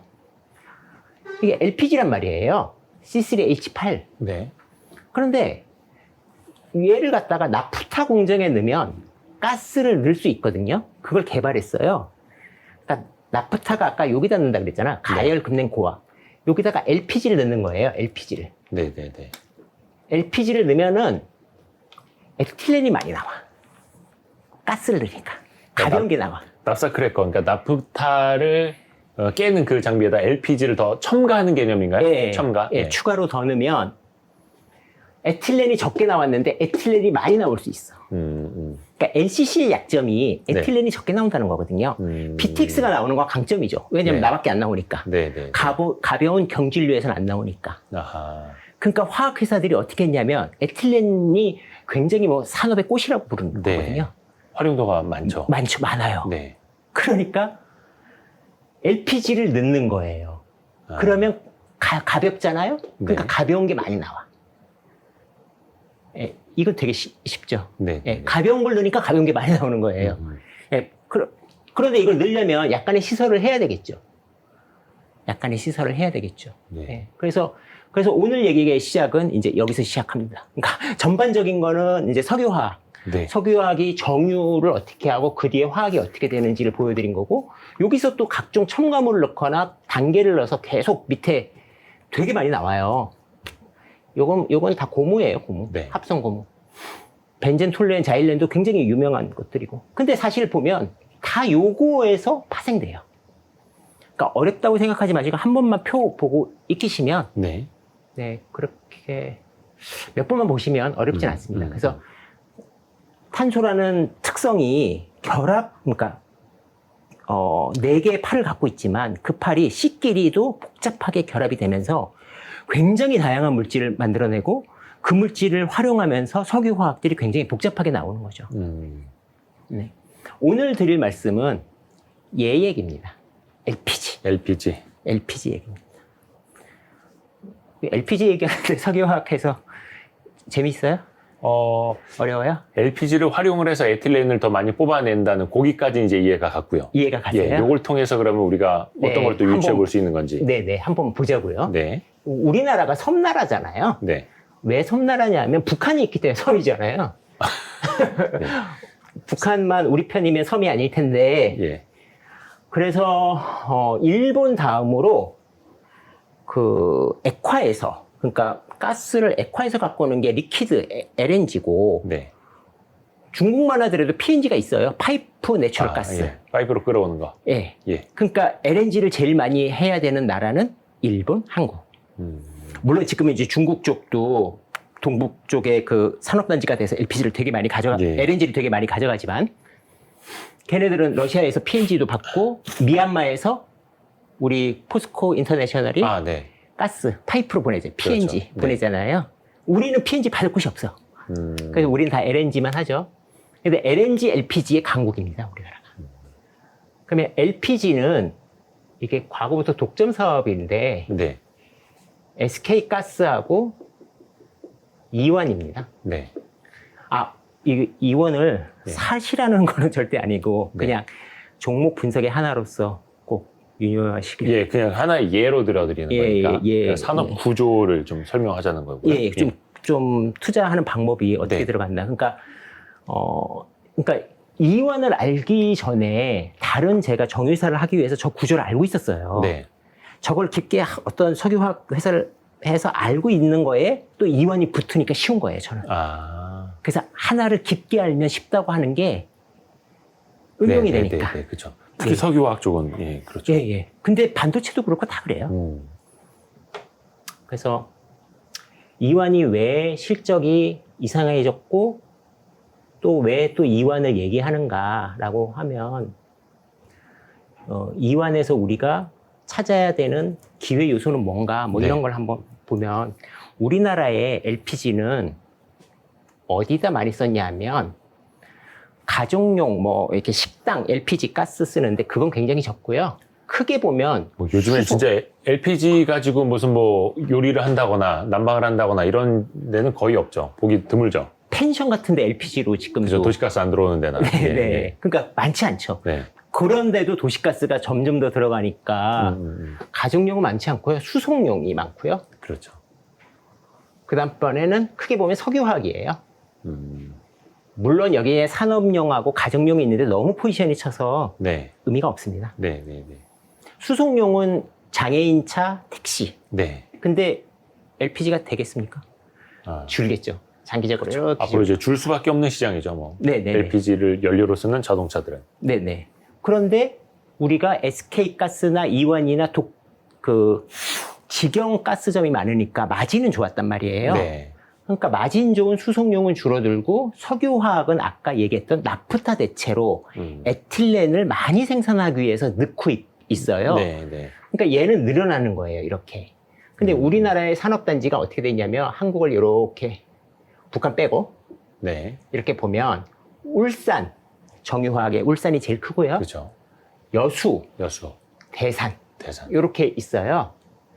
울산에서 있는 게 SK가스고 주로 이완이 여기 있고 이완이 여기 있죠. 그러니까 형님들이 벌써 여기서 석유화학에 많이 넣고 계세요. 그래서 여수 대산은 지금 막 늘리고 있죠. 롯데케미칼이라던가 막 그래서 자료를 보시면 그쪽에 설비를 계속 늘리고 있어요.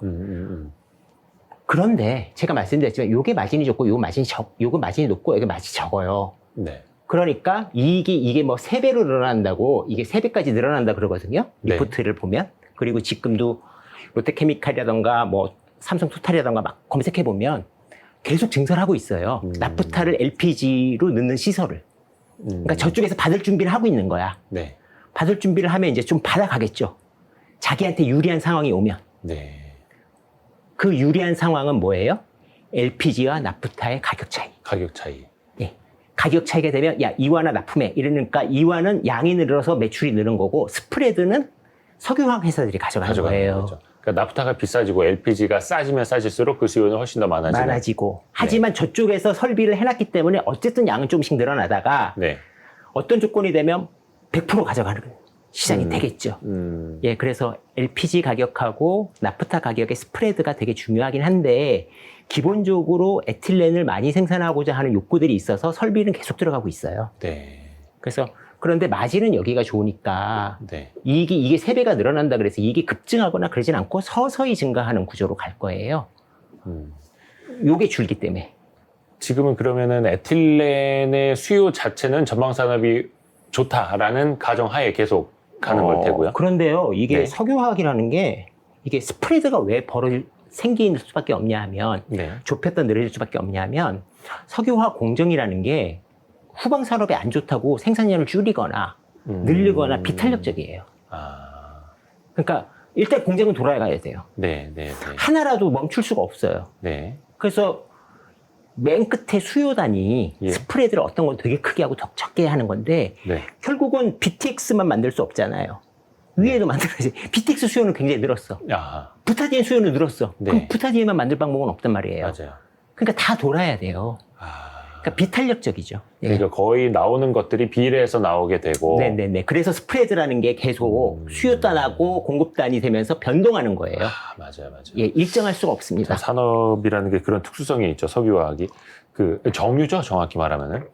그 작년에 그래서 그 정유업체들이 뭐 한때 유가가 막 마이너스도 가고 하니까 많이 이제 정유 설비를 돌리지 않아서 그게 나비 효과로 드라이 아이스가 모자라는 약간 그런 사태까지도 벌어졌더만. 그 되게 재밌죠. 사고도 있었죠. 그러니까 드라이 아이스, 태경 케미칼을 투자하시는 분들은 그런 스프레드를 잘 보셨다가 또 기회를 잡으셨을 거고. 그러니까 수요단은 날씨가 더우니까 필요한데 공급단에 문제가 생기는 거고. 근데 그게 엄청나게 생기는 게 아니라 한 2, 3%만 없어도 쇼티지가 돼요. 그러니까 우리가 공급 과잉, 뭐 수요 폭증 이런 게 막 10%, 20%가 아니에요. 5%만 생겨도 어마어마하죠. 수요단에서. 예, 수요단에서 혹은 공급단에서. 그러니까 우리가 이렇게 생각하시면 돼요. 이 사무실에 5명 있는데 빵을 5개 갖고 왔어. 그럼 딱 하나씩 딱 나눠 먹는데 빵을 4개 갖고 왔어. 그러면 한 사람 굶어야 되잖아. 그러면 경매를 붙인다고 하면 이 사람이 사온 빵 가격보다 더 많이 부를 수도 있잖아요.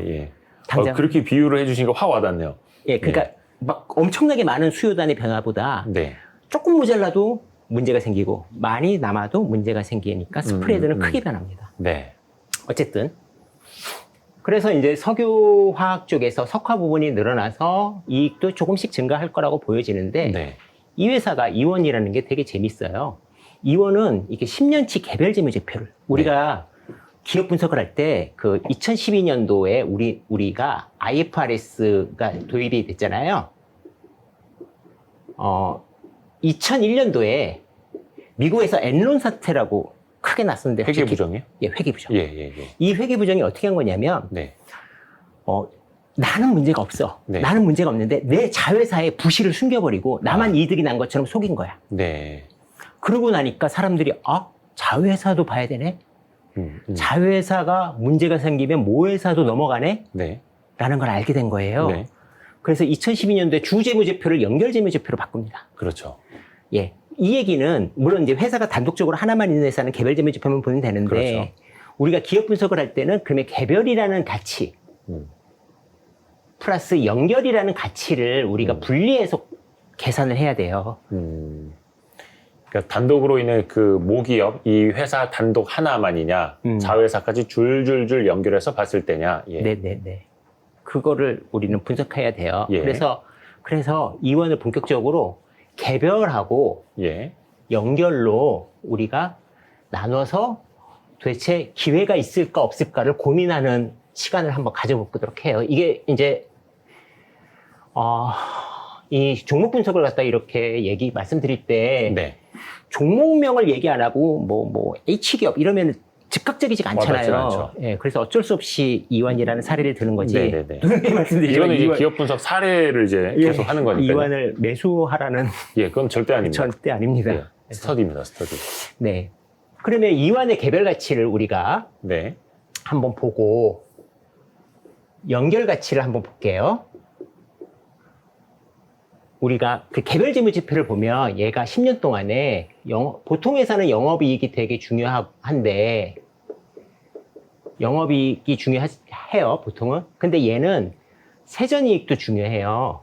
그 이유가 얘의 특수성이 있어요. 이원은 네. 전 세계적으로 가스를 굉장히 많이 핸들링하는 회사예요. SK가스보다는 좀 적지만 세계적인 회사예요. 네네네. 그러니까 그렇게 물량을 많이 갖고 올 수 있어, 능력이. 네. 그러니까 많이 갖고 와서 좀 작은 회사들한테 팔아. 한국에 뿌리는 게 아니라 트레이딩을 해요. 네네네네. 예, 그게 영업의 수익이에요. 근데 그것도 본업이에요. SK가스도 그래요. 일종의 무역 사업. 네. 그렇죠, 예. 그렇죠. 왜냐하면 자기의 힘을 구매 파워를 일으키는 거예요. 네. 어디 가서 내가 필요한 건 10개라도 100개를 살 수 있으면 좀 싸게 살 수 있잖아요. 네네네. 아니면 안정적으로 공급받을 수 있잖아요. 네. 공급의 우선권을 가질 수도 있고. 그렇게 해서 100개를 갖고 와. 근데 한국에는 예를 들어서 50개를 품고 50개를 뭐 중국이나 조그만 나라에 팔 수 있으면 네네네. 그거는 영업, 기타 이익에 들어가요. 그래서 세전이익도 봐야 되고 영업이익도 봐야 되는데 네. 그냥 편하게 순이익으로만 해보면 10년 동안 얘는 400억에서 한 800억 정도 왔다 갔다 벌어요. 보통 그게 이제 여러 가지 이유에 의해서 이렇게 왔다 갔다 하는데 지금 한 800억, 뭐 700억 이렇게 벌 수 있는 컨디션이 돼 있어요. 네. 순이익으로. 영업이익도 이렇게 스프레드를 나중에 제 블로그에는 다 있는데 보시면 이렇게 제가 한 5년치인가 10년치 이렇게 엑셀 파일로 올려놨으니까 숫자를 일일이 쓸 필요는 없으니까요. 네. 그래서 이러면은 얘 가치는 각자 마음속으로 생각하실 수 있잖아요. 안정적으로 400억, 800억 사이에 벌면 나는 이 개별 가치를 그래도 안정적이니까 퍼 5를 줘야지 뭐 이럴 수도 있고 퍼 10을 줘야지 뭐 이럴 수도 네. 있을 거예요. 그러면 그게 뭐 예를 들어서 내 마음속에는 2천억에서 뭐 4천억이다. 뭐 이 정도에 왔다 갔다 하는 어떤 컨디션에 따라서 왔다 갔다 하는 밸류를 갖고 있겠다. 이렇게 생각할 수 있잖아요. 네. 그렇게 해놓고 연결 가치를 보는 거예요. 연결 가치를. 네. 근데 얘 밑에 가장 중요한 게 LS 네트워크예요. 그렇죠. LS 네트워크는 상장사예요. 네. 그러니까 상장사니까 심플하게 이렇게 할 수도 있어요. 야, 너 시총 얼마야? 예, 시총의 지분을 곱해서 그죠. 또 지분율 간접이니까 할인을 때리면 나올 수 있잖아요. 네. 그러니까 시총이 한 3,500억 정도 되지 않을까요? 오늘 날짜로 아마 이 방송을 보시는 날짜는 또 달라질 거니까 네네네. 예를 들어서 3,000억이라고 하죠. 그때 되면 4,000억일 수도 있지만 어쨌든 거기에 지분이 80% 넘어요. 거기에 할인율을 한 40% 곱한다고 가정해보죠.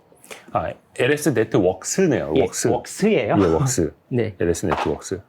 한 3, 400억 왔다 갔다 하고 있네요. 네. 네, 그냥 한 3,000억 잡을게요. 네. 그래서 할인율을 그냥, 야, 요새 할인율 대박 많이 받아. 나 반만 줄래. 이렇게 가정해보자고요. 반. 야, 반만 줄게. 그건 이제 자기가 밸류에이션 해야 돼요. 그 시대의 흐름에 맞춰서. 네. 야, 30%만 할인해도 충분하지 않아? 이럴 수도 있죠. 예, 그러면은 38이 24에 1200억. 예를 들어서 최악의 경우에는 1200억을 플러스해야 된다. 이렇게 될 수 있어요. 시총으로 보면. 그런데 얘가 영업이익은 적자예요. 적자. 네. 물론 이게 올해 1분기에 작년에 반밖에 안 돼. 그러니까 영업이익이 마이너스 50억인데 작년에 지금 마이너스 25억으로 줄였어요. 예. 프로스펙스나 이런 게 조금씩 개선이 됐어요. 그러면은 마이너스 쳐야 되는 거 아니야? 이럴 수도 있죠. 야, 얘가 까먹잖아. 마이너스야. 마이너스 밸류를 줄 수도 있습니다. 그건 여러분들이 마음속에 가지셔야 돼요. 이건 플러스 밸류가 될 거고요. 근데 이것만 따지는 게 아니라, LS 네트워크는 도대체 뭘 갖고 있어? 이베스트를 갖고 있어요. 이베스트 증권. 이베스트 투자증권. 예, 우리 연불리 이사님이 하고 많잖아요. 이베스트의 스타들이. 예. 예, 되게 이익이 좋아지고 있어요. 아마 1분기에 순이익이 한 400억 가까이 나왔어요. 작년에도 그렇고 올해 1분기도 정말 많이 벌었습니다. 이베스트 네네. 투자증권이. 걔를 LS 네트워크가 사모펀드를 통해서 갖고 있는데 67% 갖고 있어요. 네. 그러니까 그게 지분법 이익으로 갖고 와요. 왜냐면 사모펀드가 갖고 있으니까 의결권은 사모펀드가 갖고 있다고 생각해서 그렇죠. 지분만 갖고 와요. 그러니까 순이익은 엄청 좋아요. 순이익은. 그러니까 그냥 67%인데 70%라고 가정을 하면 네. 올해 얼마 볼까요? 증권사는 보통 4분기에는 성과급이나 이런 것 때문에 거의 영원 나온다고 보고 네. 뭐 3 곱하면 한 얼마 나올까요? 작년에 순이익이 1260억. 1260억이면 예, 올해는 작년에. 한 1800억 뭐 이렇게 나올 가능성이 있어요. 오. 그래서 지금 주가가 굉장히 비싸잖아요. 9,500원 막 이럴 거예요. 네. 네, 많이 올랐습니다. 예, 거의 한 9,000원 왔다 갔다 하고 있네요. 예. 네네.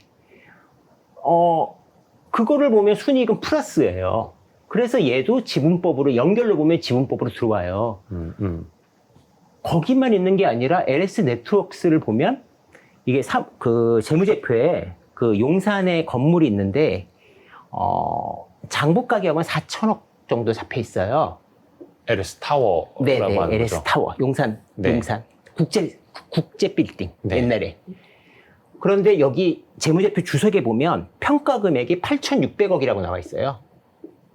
우리가 평가를 해봤더니 8,600억. 시가는 1조가 넘을 겁니다. 네. 그러니까 이런 가치를 봐도 LS 네트워크스를 시총으로 줄 수도 있고, 자산 가치로 내가 줄 수도 있고, 또 영업이익 마이너스인데, LS하고 이원이 대표이사가 바뀌셨거든요. 올해. 네. 예, 대주주의 아드님으로 바뀌셨어요. 구본휘 이사님이 젊으신 분이 오셨는데, 네. 구조조정 할 거라고 보거든요. 그래서 하고 있는 것 같고, 그래서 얘가 플러스가 되고, 얘가 되면 지금 이원이 시총이 지금 오늘 한 3,500억 되지 않을까요? 네. 뭐 그 정도 왔다 갔다 할 텐데, 가치를 이렇게 보는 거예요. 그렇죠. 여기서 워스트 케이스하고 베스트 케이스를 생각하면 돼요. 이원도 재무제표를 보면 2000년 전에 막 또 충전소를 엄청 샀어요. 직영 충전소가 많아요. 전국에 많죠. 땅이 엄청 많아요. 맞습니다. 취득 원가만 5천억. 각 충전소들 취득 원가만. 예. 거의 5천억. 이렇게 토지가 시가총액보다 잡혀 훨씬 있어요. 큰. 네. 네. 그러니까 이것만 이건데 LS 네트워크 시총이나 이베스트 빼고 이래요. 그러면 여기서 우리는 워스트를 놓고 베스트를 놓으면 그 언저리 안에서의 가격이 있을 거 아닙니까? 네. 그러니까 항상 최악의 경우도 생각하고 최상의 경우도 생각하는 거예요. 네. 최악의 리스크죠. 네. 최악이 얼마냐? 최상이 얼마냐? 그러면 이 가운데에 어떻게 존재할 거 아닙니까? 네. 그런데 내가 최상을, 그러니까 예를 들어서, 최악을, 200에서 800 버는데 난 2천억밖에 못 줄 것 같아. 네. 그리고, 이거 LS 네트워크 딱 몰라. 이거 모르고 그냥 대충 해도 앞으로 성장하니까, 그래? 석유화학이 성장하니까 나 2,500억 줄래? 네. 성장 안 할 수는 없으니까. 네. 석유화학 때 성장하니까. 뭐 이런 게 최악이라고 한다면 최상을 보면, 그래도 800억씩도 막 계속 벌고 더 벌 건데, 네. 그럼 난 8천억 줄래. 개별로. 그리고 땅이 얼만데, 얘네 LS 네트워크 이베스트 순이익이 다 이원으로 들어오는데, 이거 연결로 순이익으로 보면 엄청난 거 아니야? 그러면은 LS 네트워크 가치가 3천억 이베스트 있으니까 나 여기 연결로 뭐 4천억 더 줄래? 이건 좀 이렇게는 좀 어렵지만 네. 예입니다. 1.2조 뭐 이런 어떤 가격이 된다면 지금 가격이 2,500억에서 1.2조에 어디에 분포해 있을 텐데 지금 가격이 최악에 가깝다면 리스크는 적고 네. 하방은 많겠죠. 반대로 상방, 예. 여기 있으면 네. 하방이 더 많아질 리스크가 있죠. 비싸다면 1.2조 갔다면 네네네. 그 최상의 시나리오에 근접하는 거니까 만약에 이원이 1조 간다 그러면 절대 사면 안 되지 않을까요? 그죠. 그때 가면 이제 뭐 당연히 비싸다는 소리가 나올 텐데 예. 지금 뭐 한 3,500억, 3,700억 정도의 시가총액이라면 하방은 좀 많이 막혀 있고 네, 상방은 열려 있는데 열려 있다. 그 계기들이 있을 거 아니에요. 네. 그러니까 아까도 얘기했지만 이런 거죠. 충전소가 안 돼요. 그러면 저희들도 다 아는데 회사도 알잖아요. 그렇죠. 그러면 그걸 전기차나 충전소로 바꾸기도 하고 그거를 건물로 해서 팔기도 할 거고 네. 다 하실 거라고요. 네. 자기 사업인데 뭐 손 놓고 있진 않을 거 아니에요. 그렇죠. 가만히 죽어가진 않겠죠. 예. 그러니까 아까 수송용에서 줄어드는 거는 어떻게든 커버할 확률이 있고 네. 또 석유화학은 좀씩 늘어날 것이고 LS 네트워크가 정상되고 뭐 이런 어떤 가치를 보면 지금은 상방은 열려 있는데 그 계기가 될 게 뭘까라는 거는 좀 고민을 하죠. 그 중에 그 계기 중에 하나는 전 대표이사 변경도 있다고 봐요. 그러니까 대표이사님이 젊으신 분을 바뀌셨거든요. 네. 원래 그 구자열 회장님의 동생분이 하시다가 네. 구본회 대표이사인가? 예, 아드님으로 이번에 바뀌셨어요. 그래서 그러면 충분히 좀 과거에는 우리가 경영자들이 뭐 나만 사업 잘하면 되지 뭐 이런 개념이었다면 최근 들어서는 주주의 이익을 극대화하는 과정에서 네.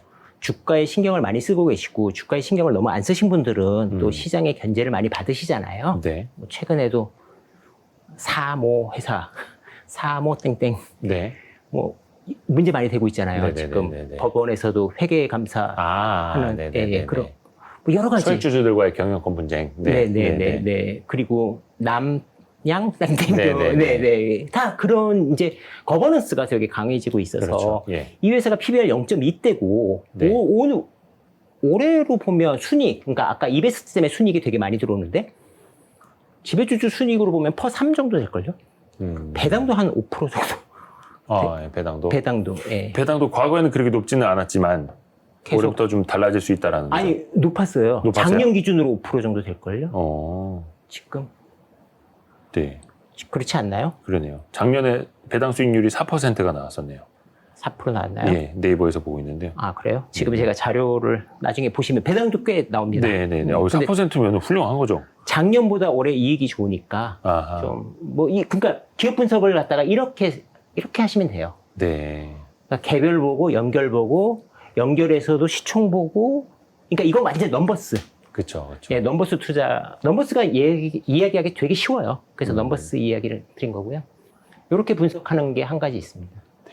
그리고 앞부분에 나왔던 그 에틸렌을 만들기 위해서 납사 크래커에 LPG를 더 많이 가져다 둔다라는 게 이 회사의 어떤 그 미래 성장 실적, 동력. 미래 성장. 확정된 성장은 그쪽에 있고 네. 그다음에 불확실한 성장은 수소 충전소나 전기차 충전소의 이익이 어느 시점에 어떻게 나올 것이냐. 어차피 그쪽으로 갈 수밖에 없으니까요. 네. 그래서 기업 사례를 진짜 일반 투자자분들도 사실 열심히 공부하시고 이걸 다 뭐 외워서 말씀하시기는 이렇게는 어렵겠지만 글로 정리를 해 보시고 몇몇 스터디 모임을 통해서 친구들과 토론을 하다 보면은 이렇게도 이제 할 수 있다라는 것도 보여주시는 것 같기도 하고요. 그러니까 저도 이거 만드는데 되게 오래 걸리거든요. 그렇죠. 예, 다들 시간은 오래 걸려요. 근데 그걸 하느냐 안 하느냐의 맞아요. 차이고 하다 보면 늡니다. 좋습니다. 오늘 또 깊이 있는 분석까지도 해주셨습니다. 네. 혹시 또 뒷부분에 또 뭐가 있나요? 뒷부분에 아니요. 이 정도면 될 것 같고요. 네네네. 여기 배당도 다 제가 하고 숫자들 다 갖고 왔는데 이것까지 얘기하면 너무 오래 걸리니까. 네. 자료를 네. 정말 디테일하게 만드셨네요. 저 어디 스터디 모임 갔을 때 발표하신 자료예요? 이거요? 네. 이거 제가 블로그에 올리면서 한번 정리가 된 거고. 네. 네, 그리고 제가 그 실시간 온라인으로 한 달에 2번 정도 네네. 강의할 때 네. 한 200분 정도 들으시는데 그때 쓰는 그때 하려고 정리해 놓은 겁니다. 요 자세한 자료는 우리 그 리스크님의 네이버 블로그 들어가시면은 네네. 있잖아요, 그렇죠? 예, 굉장히 있고 제가 또 투자라는 게 장기 투자를 지향하진 않는데요. 네. 난 장기 투자자 이건 아닌데 장기를 각오합니다. 그래서 이렇게 몇몇 기업은 굉장히 오랫동안 팔로우를 하고 있습니다. 아까 그래서 제일 첫 번째로는 이제 시간. 네. 예, 시간을 너무 이제 조급하게 생각하면 안 된다라는 것부터 네. 말씀을 해 주신 거고. 네네네. 좋습니다. 그 예전에 한번 그런 말씀 해 주신 적이 있는 것 같아요. 저한테 개인적으로 네. 나는 목표 수익률이 무조건 2배 이상이야. 네네. 그 말씀하신 것처럼 리스크는 이제 최소화 네. 하면서 뭐 네. 시간은 오래 기다리더라도 네, 업사이드가 네, 네. 많이 열려 있는 거. 네네네. 근데 실제로 투자하시는 종목들의 기대 수익률이 막 2배, 3배 되는 거예요? 네네네. 네네. 와. 2배. 그러니까 네. 제가 블로그를 열심히 하게 된 게 작년, 그러니까 한 5년 전부터 블로그는 했었는데 열심히 네. 안 하다가 예. 작년에 하면서 여러 책글도 올리는데 그 중에 하나가 아마 많은 분들이 아시겠지만 제 블로그에 노바텍이 네. 있거든요. 네. 그것도 벌써 몇 배 났죠? 처음에 산 거로 치면 지금 그게 액분해서 그런데 액분했을 때로 치고 한 15,000원 정도에 제가 처음 사기 시작했어요. 예. 지금 한 38,000원, 4만원, 네. 5만원 갔다가 좀 빠지기도 했는데 예, 최근에도 전 더 샀거든요. 오, 그래요? 네. 그러니까 사라는 얘기가 아니라 네. 회사가 이런 거죠. 그러니까 제가 아주 예전에 삼성전자를 60만 원대 팔았어요. 그게 지금으로 보면 지금 얼마죠? 60만 원이면 아마 3만 원일 거예요. 네. 50분의 1. 예, 50분의 1. 12,000원이구나. 예. 근데 지금 뭐 7만 전자에 8만 전자에 삼성을 사는 건 전 좋은 전략이라고 봐요. 그럼 그동안에 제가 판 것보다도 한 5배가 올랐잖아요. 그렇죠. 그러면 내가 처음에 매매했던 거는 그냥 내 개인적인 매매에 불과하고 그동안에 회사가 얼마나 포텐셜이 커졌는지에 따라서 쌀 수도 있고 비쌀 수도 있잖아요. 네. 그러니까 그 선입견을 버리는 작업을 하셔야 돼요. 그러니까 내가 샀던 거는 정말 지극히 내 기준이에요. 네. 내가 샀는데 시간이 지나니까 더 싸졌을 수도 있고 더 비쌌을 수도 있어요. 맞습니다. 회사가 나빠지면. 예. 그러니까 싸다 비싸다는 내가 사고 나서 떨어졌냐 올랐냐가 아니라 현재 그 기업의 포텐셜이 좋아졌느냐 나빠졌느냐.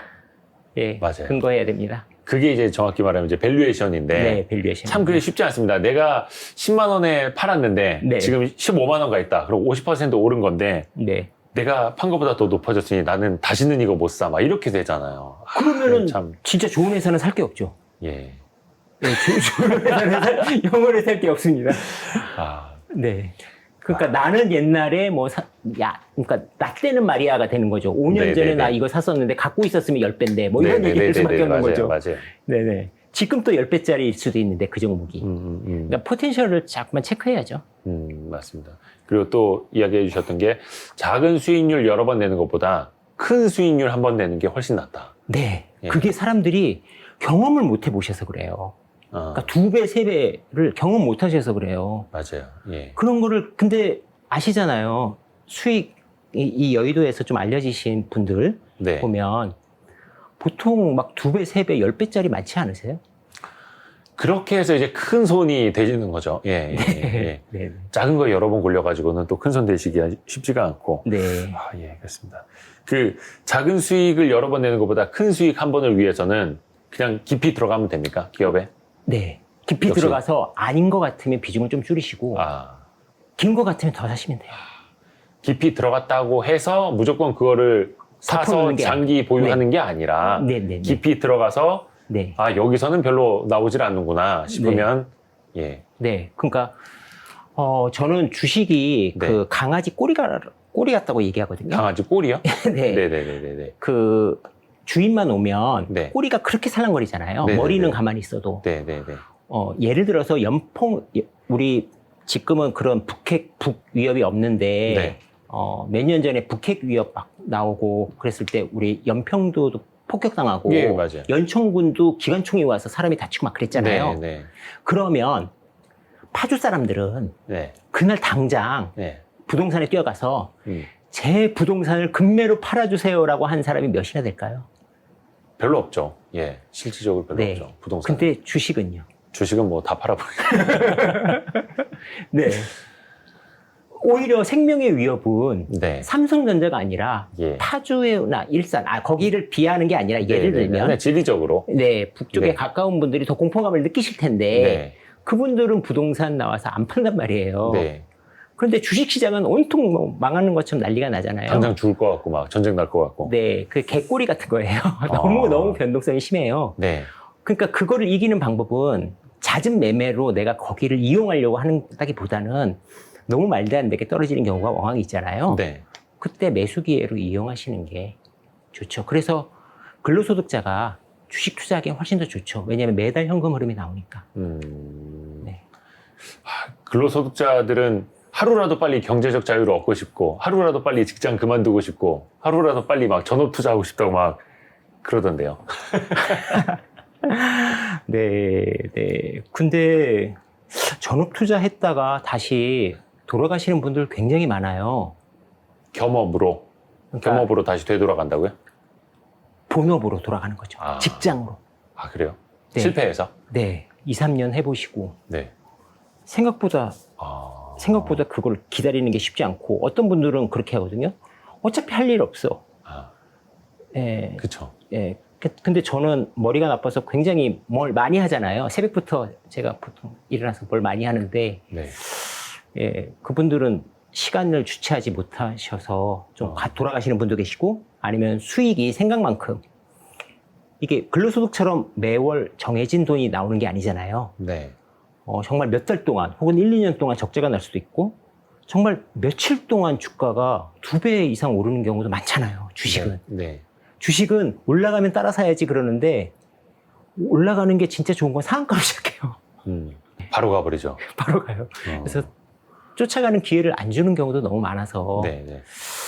네, 그래서 좀 어려워하시는 것 같아요.